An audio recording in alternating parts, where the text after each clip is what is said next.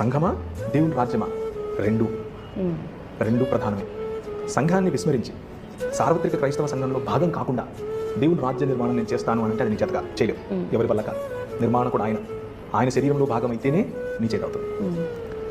దేవుని సంఘం మాత్రమే చూసుకుంటాను, నాకు రాజ్యంతో పని లేదు అని అంటే నీ దర్శనం నువ్వు కోల్పోయినట్టు.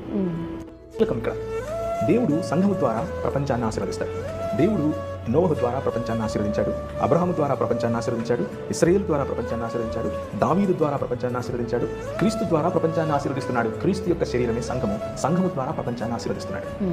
సంఘము ద్వారా ప్రపంచాన్ని ఆశీర్వదించేటటువంటి ఈ క్రమంలో ఆయన చట్టాలలో మార్పు తెస్తున్నాడు, శరీరంలో మార్పు తెస్తున్నాడు, వైఖరిలో మార్పు తెస్తున్నాడు, సంబంధాల్లో మార్పు తెస్తున్నాడు, రక్షణలో, స్వస్థతలో, సమాజ నిర్మాణంలో, రాజకీయ రంగంలో, లలిత కళలలో, ప్రతి రంగంలోనూ సంఘము డైరెక్ట్గా వెళ్ళి ఇన్వాల్వ్ చేయకపోయినా సంఘము ద్వారా వచ్చేటటువంటి విలువల యొక్క ప్రభావంతో ప్రపంచాన్ని ఆయన నిర్మిస్తున్నాడు.